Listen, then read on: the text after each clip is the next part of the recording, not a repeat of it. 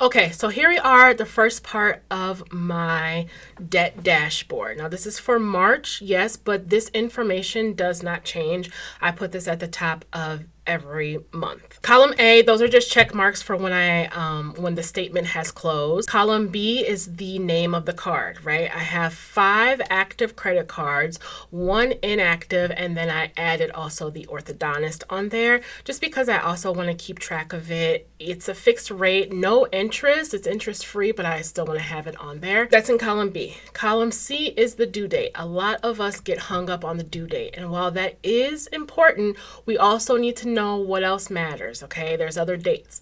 Then you have, let's skip to column E. You have the statement date. And that's the day that your statement is generated. You might get an email that says, hey, your statement's now available. So that's the same, it should be around the same day every month. But what we notice in column D, I have blackout dates. And that is because between your due date and your statement date, they purposefully put a certain length of time. Is because they know that you've just made a payment, so your actual cash is low and you may need to use that card again.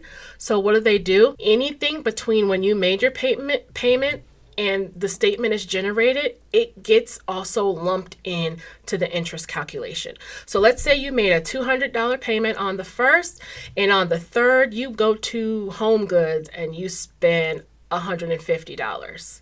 And then your statement comes out on the 7th. That $150 that you spent at Home Goods then goes back onto your balance and back into the calculations, back into the mix. So even though you made a $200 payment, you spent $150 at Home Goods. So right now your balance at best is only changing $50, but you also have what? Interest. And that's what really kicks our butt. You want to be very sure that you're not using your card at all if you can help it in between those dates. So I have it listed out right here. Like from the 1st to the 7th, I'm not using my Quicksilver or my Platinum, right? From the 3rd to the 9th, Amex is cut off because I don't want anything to mess up the payment that I just made, okay? And they say that it's, the day before and then the next day your statement is generated. I don't even want to play no games, so I also include the statement date. I don't make any transactions until the day after, if at all, on that card. I want my payment to actually mean something, okay? And then of course you have your limit. Now let's go over where we can find all this information. So I'm gonna do like the Capital One Walmart card, for example. So you would open up your Capital One app, scroll down to where it says account details, okay? Click on that.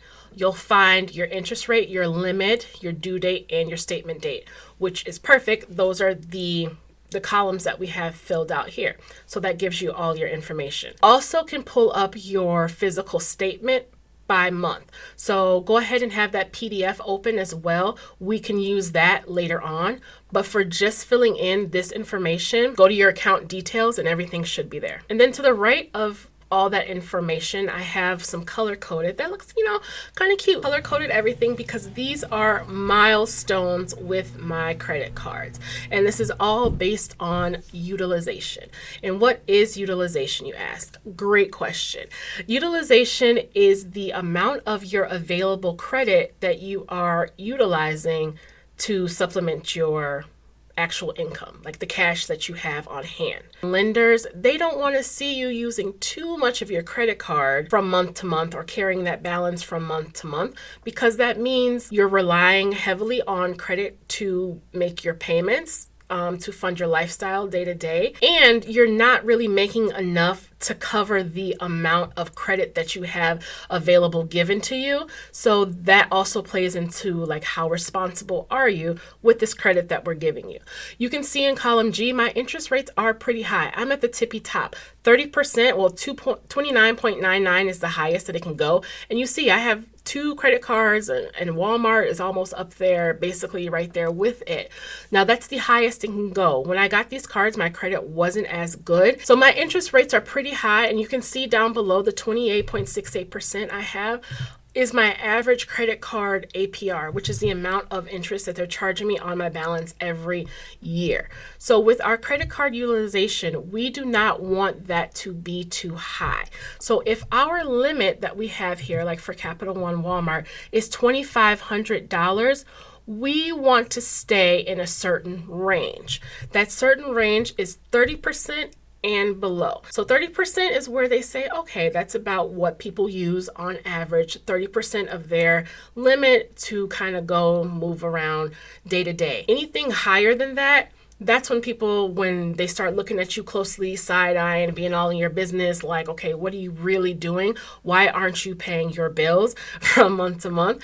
And then that plays into the interest rate. Like, okay, if we even lend you money, we're going to need to be sure that we get this money back. And if we can't be absolutely sure, we're going to charge you as much interest as we feel is necessary to cover the time between when you will pay us back. So over here, I have these color coded: red, orange, yellow, and green. 30%, like I said, is where you want to stay. So I have that colored in yellow. So for the Capital One Walmart card, for example, $2,500 limit, to be at a sweet spot where like the lenders are not going to be in my business, I need to keep that balance $725 and below. Anything above that, so if I'm at 730, I know that I need to pump the brakes, right? Because I'm getting up there into the orange section. Once you hit the orange, that's when you're like in danger, and it's best to get it back down to the yellow as quickly as you can, because let me tell you, once you are in the red, it's hard to go from red to yellow. It's much easier, of course, to go from orange to yellow, but red to yellow is slow going, seems impossible, and that's that mountain that I was talking about before. So if you can at all, avoid the red categories, okay? These categories, like I said, are landmarks, and that's just a visualization for me personally. If you recreate my system or my spreadsheet, you can choose whatever colors you want, whatever percentages you want, right? Just take your limit times whatever milestone you want to use. So my limit, 2,500 times 0.09 is where I got the $225, where I want it to be. These numbers in the chart are all dollars that are colored here. I know that if I can get my balance down to 225, oh, I'm golden, right? But it's a lot easier to keep a low limit low than a high limit low, if you know what I mean. You can add every percentage. You can add 0 to 100 if you want to, and put it all in just so you know at every percentage what it is. It's up to you. Like I said, this is just to visualize your balances and to supplement your budgeting, your day-to-day budgeting, right? But it's all over the board, so I just needed a visualization, and that's what this is giving me here. So I use the information up top. Like I said, it doesn't change. These numbers, the colored numbers will change if your limit for whatever reason changes, but that's the only time.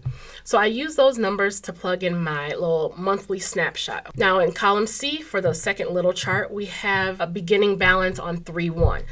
On the first of every month, I have an alarm set to go off on my phone, like grab your credit card balances, because I need to know where I'm starting off.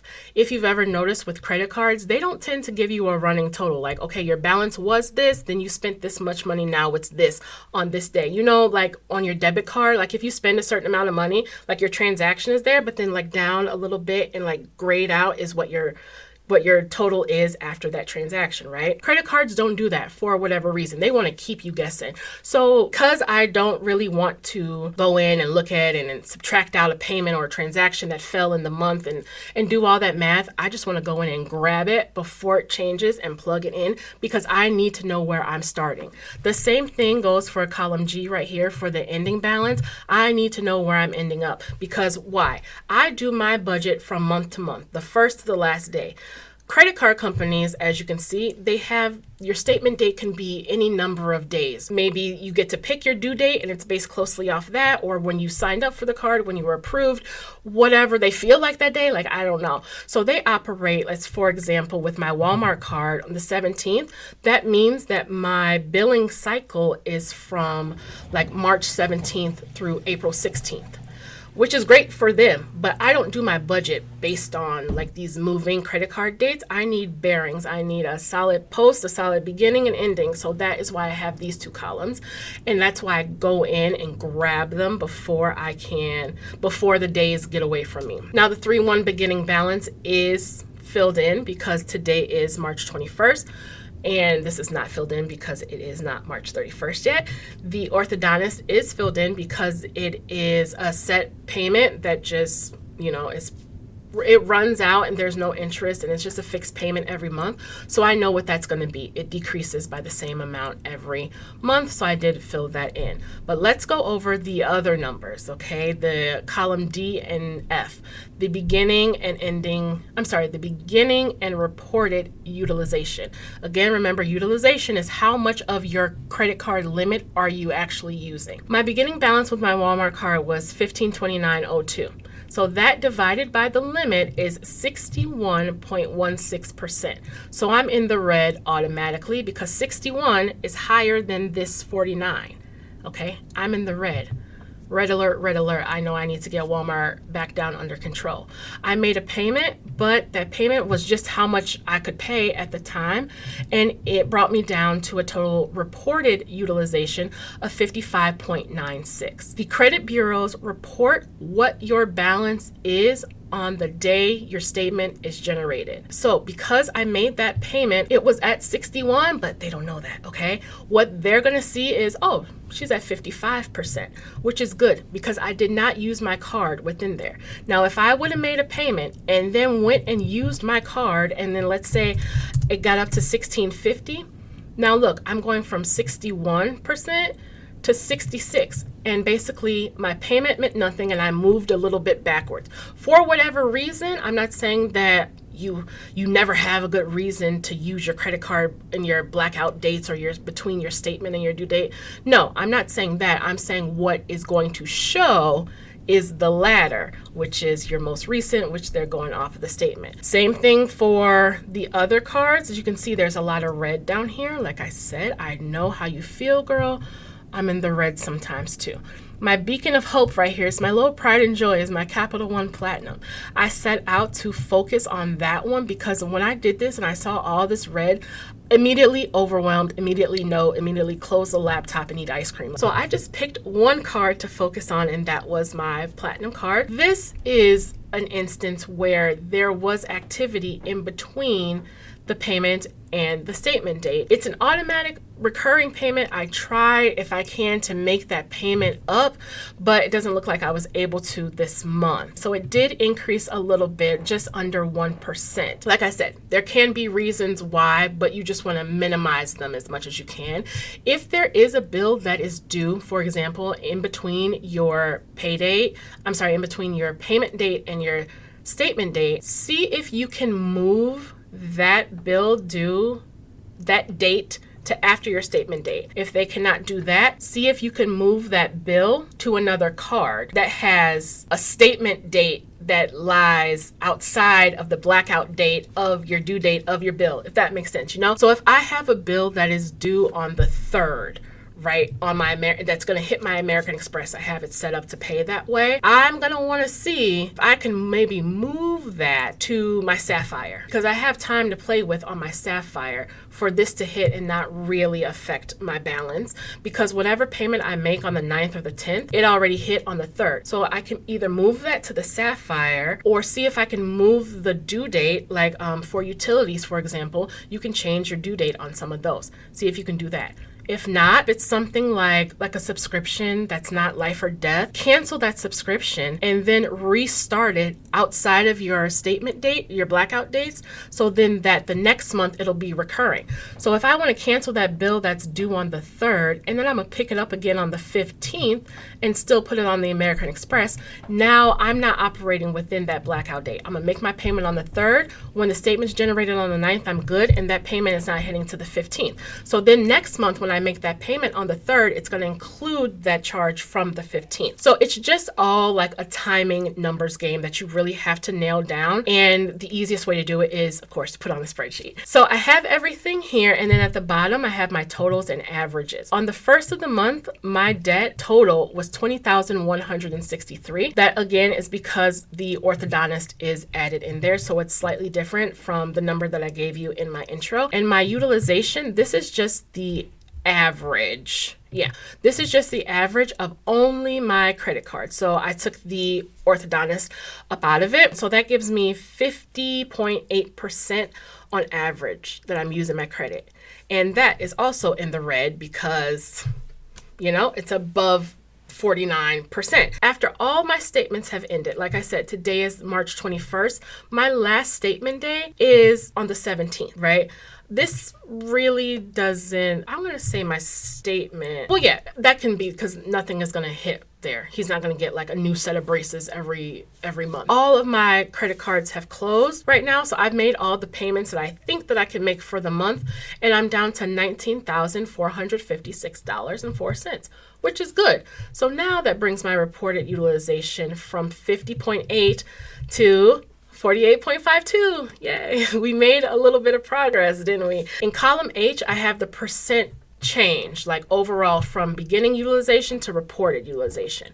So you can see it's in red because it increased. These are positive numbers. These are green because they decreased. They're negative numbers. This is the one column where we want to see negative numbers, honey. That means that we went down in our usage of our card. And then this is blue because it's just no change. And that's how I have it set up. And I'm going to go through how to set up the automatic color changes. So you can see that it changed about just under 3% for both of the average and the utilization. So that's good. I mean, they're negative numbers. They're really small negative numbers, but they're negative nonetheless. And this is why I'm saying like how it feels that you're just running in place. It's slow going, but we're trending in the right direction. We're going down. So let's go over really quickly how to do the conditional formatting. I have these set up so that the color of the cell changes based on the number that I put in there. So I'm not manually, doing the calculations every time. It takes a little bit getting used to and setting up, but you only have to do it one time and it's good. So let me move you guys over a little bit. I think you can still see everything you need to. I'm going to go up to the top right here. Like I said, I'm using the Microsoft 365 online, the online version. So up here, you want to look for conditional formatting. If it's not spelled out, look for this little icon, or just expand your screen, just maximize your screen, right? So click on it and you're going to go to highlight cell rules. Okay, and then you can click on any one. These are all rules that I have for this set of cells. Every cell has to have every option of colors that you have available. One cell will have to have 4 rules to it, because if it's this, then it's green. If it's this, then it's yellow. So it can be anything at any time. We just set it up as a range. Then go to the plus sign to add a new one. And I'm going to start off with the green one. At the top, you're going to go to apply to. So I'm selecting D17, that column with my beginning utilization, down to D24, and then F17 to F24, which is my reported utilization. If it doesn't let you hold down Control and select like you want to, then you can type it in manually, but it has to be no spaces and in the exact same format as the previous one. So if it's all capitals, put it in caps. Okay, so you put a comma, no space, and then I did capital F17 colon capital F24, no spaces. So that's telling me this set. And if you have another set, this set, like however many you have, it's separated by that comma. You can skip this little field because we already selected. We're going to highlight the cells. If you wanted to change it to something else, that's what these other options are for. Then you're going to go down. It says highlight cells with cell value. You want to have cell value selected. And if it's not automatically selected, it's from the drop down. Just click on cell value. I don't want to hit it because it's going to reset. And then next to it, another drop down, hit between. So you're going to take your highest number on the left and your lowest number on the right. The highest number, for example, for this green section is if it falls in between 0 and 15%, right? You have to make sure that you are entering this number as a decimal. It will not return a value if you use percentages. So hit equals. I don't know if the equal sign automatically pops up, but hit equals and then put your number in as a decimal. And I like to take it out at least 4 decimals. You can do 5, 6, 7, 8 if you want to, because because of the rounding of the numbers and the percentages and stuff, you want to make sure it picks up everything within that range. I want everything between 0% and 14.99% to be green. All right. That's all there is to it. And then down here, you're going to choose your custom format. This is where you choose what color you want it to turn. I use these 4 colors, but you can pick any ones that you want. I just know that green is good and red is bad. Yellow means, slow down, and orange is like heating up. I use the same green down below as I used above, and you can use the eyedropper tool to pick up your greens or your same colors however you want it. And then you can also change your font color and how you want it to be bold, italicized, whatever that sticks out to you, choose that. Or you can choose one of their presets from down here. I didn't do that because like this green one, I don't want green text. I wanted black text, so I just went ahead and made my own. And then you want to go back for all your other colors that you've chosen also. So let's do the orange. Oh, I'm sorry, yellow. Yellow. So yellow is saying, again, the same set of cells. Your highest number is going to be 0.2999 in this case, because I want everything under 29% and under to be yellow, and then stop if it is, then the cutoff is 15. And again, same thing, chose the color from the paint bucket with the text, or you choose a preset that's already done. If everything works just like it should, the numbers will change based on whatever you put in there. Ooh, it's not doing it.